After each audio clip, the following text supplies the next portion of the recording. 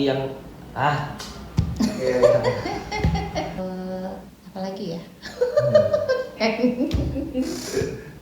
Bisa kan dia? Oke, selamat datang di opsi obrolan seputar psikologi bersama Om Hendra, dan dulu di sini ditemani oleh psikologi dari Mas Gidio Samuelo bersama Kak Rika.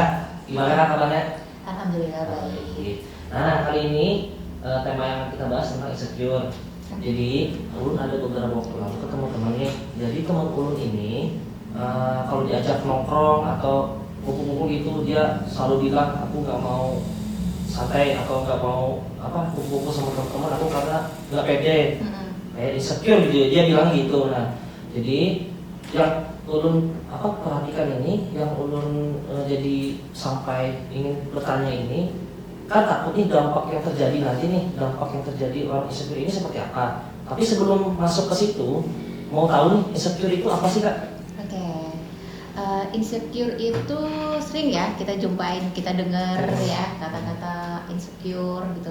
Insecure itu kan berarti tidak aman gitu ya, kalau di Indonesia kan insecure gitu. Jadi perasaan tidak aman, perasaan tidak nyaman yang dialami atau dirasakan seseorang, perasaan takut, ragu, cemas gitu, yang akhirnya mempengaruhi dia dalam beraktivitas, mempengaruhi dia dalam pekerjaannya, dalam kegiatan sekolahnya, atau mempengaruhi dia dalam berhubungan dengan seseorang. Oh gitu.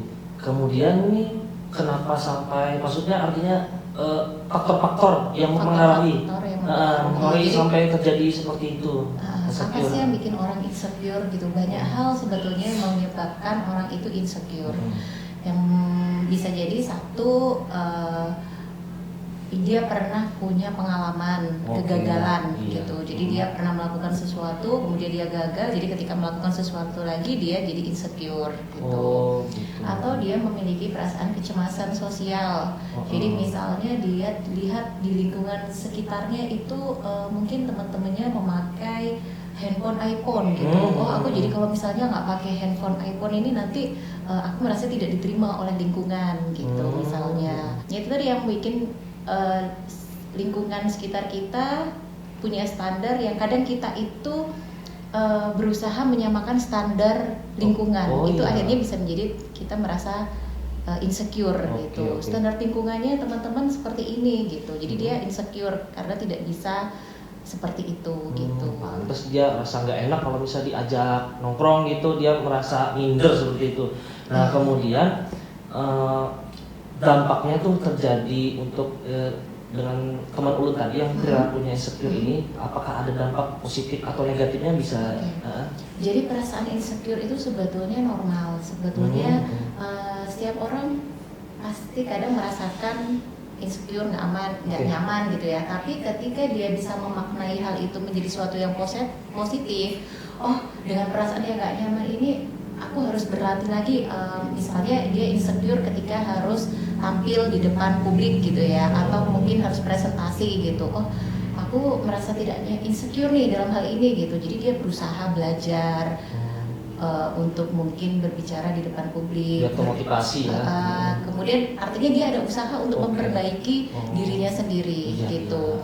Nah itu kalau misalnya dia insecure itu menjadi sesuatu yang positif. Tapi ketika insecure itu menjadi sesuatu negatif, bila dia merasa perasaan itu tuh terus dia kembangkan, jadi dia akhirnya nggak berani gitu ya, akhirnya mempengaruhi hubungannya dengan orang lain gitu. Seperti temennya Randy tadi yang dia malah tambah males nih mau diajak kemana-mana gitu, mau diajak beraktivitas ngapa-ngapain jadi males gitu ya.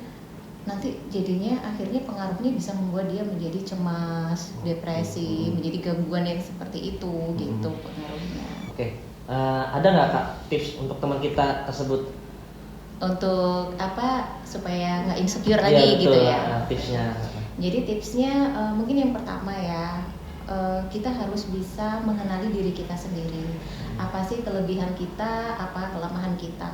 Setelah kita tahu kelemahan, setidaknya kita bisa terus memperbaiki diri kita gitu.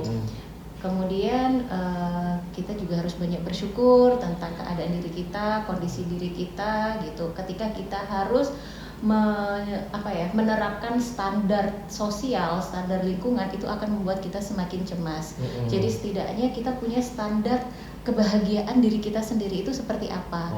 Kalau kita menerapkan standar kebahagiaan menurut orang lain, menurut lingkungan, itu akan kita selalu merasa insecure, nggak bisa nyampe kayak gitu. Tapi kalau kita punya standar, oh bahagiaku cukup dengan ini aja, main di sini aja gitu. Ngopinya nggak perlu Starbucks misalnya, ngopi di yang biasa-biasa aja itu udah bahagia, nggak masalah gitu. Kalau kita misalnya standarnya kita tinggiin seperti teman-teman yang lain, nah itu membuat kita jadi akhirnya merasa nggak nyaman terus perasaan kita. Menyesuaikan gitu. standar gitu ya, standar. Iya, kita harus punya standar diri kita sendiri, dan kita harus ya terus selalu mengembangkan diri kita, selalu positif terhadap diri kita. Gitu.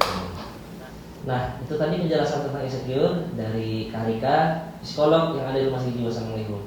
Dan sampai jumpa di opsi selanjutnya. Dadah.